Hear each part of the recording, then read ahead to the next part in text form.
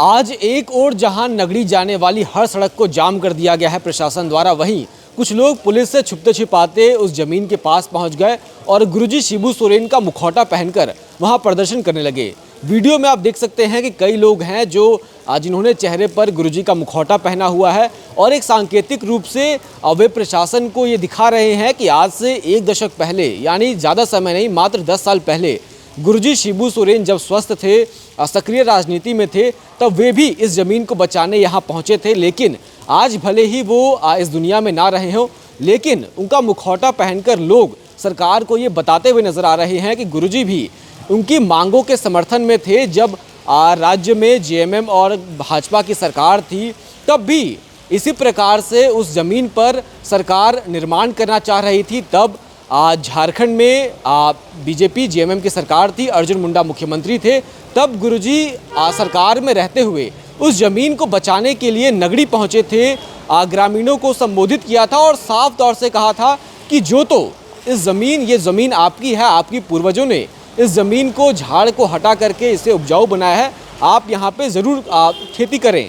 लेकिन आज 10 साल के बाद ऐसा क्या बदल गया कि उन्हीं गुरुजी के पुत्र जो आज झारखंड के मुख्यमंत्री हैं, उनकी देखरेख में इस ज़मीन पर फिर से निर्माण किया जा रहा है, जिसे खेतीहर ज़मीन कहा जा रहा है।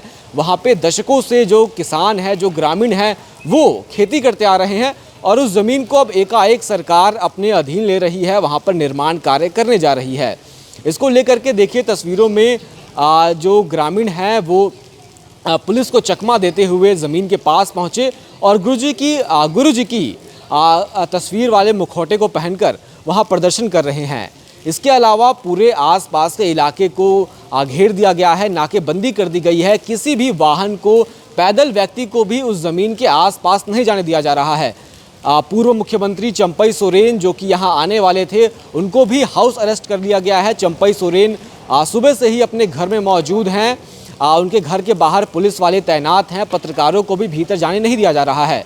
उसके अलावा उनके पुत्र बाबूलाल सोरेन, वे भी सरायकेला से रांची की ओर आ रहे थे अपने समर्थकों के साथ, उन्हें भी रास्ते में हिरासत में ले लिया गया और उनका और भी आरोप लगाए जा रहे हैं कि सरायकेला, जमशेदपुर, रांची के आसपास से कई इलाकों में दूर दूर में बैरिकेडिंग लगाकर जो गाड़ियां आ रही हैं नगरी पहुंचने के लिए, हल जोतो आंदोलन के लिए, उन सभी को रोका जा रहा है। किसी को भी इस ज़मीन तक पहुंचने नहीं दिया जा रहा है। हालांकि अब तक हमारी जो सूचना है उसके मुताबिक कुछ लोग वहां पर पहुंच गए हैं और प्रदर्शन चल रहा है।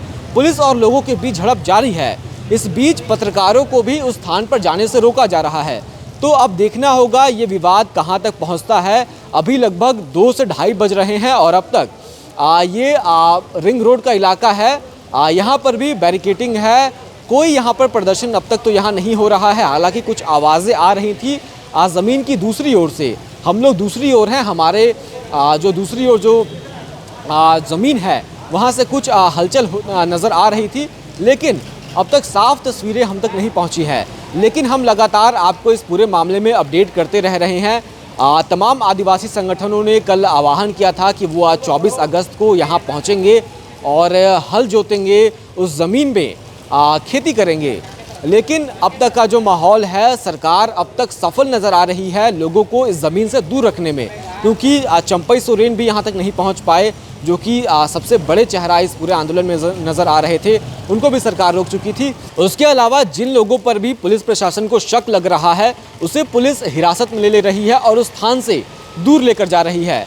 हालांकि कई नेता अब तक वहां पहुंचने में सफल हुए हैं, तस्वीरों के माध्यम से हम आपको दिखा रहे हैं। और पुलिस की गश्ती को देखिए, पुलिस की कड़ाई को देखिए। पुलिस प्रशासन लगातार, चाहे ग्रामीण एसपी हो, चाहे एसडीओ हो, एडीएम हो, वो लगातार वहां पर घूम रहे हैं और लोगों को वहां से हटाने का प्रयास कर रहे हैं।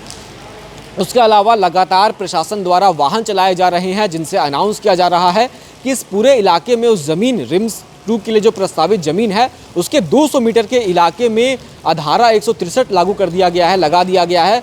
कर्फ्यू लगा दिया गया है। 5 से अधिक लोग एक जगह पर इकट्ठा नहीं हो सकते हैं। ये चीज़ें लगातार प्रशासन द्वारा आसपास के इलाके में अनाउंस की जा रही हैं।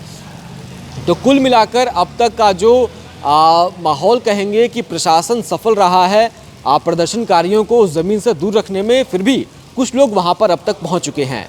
तो फिलहाल के लिए बस इतना ही अपडेट है।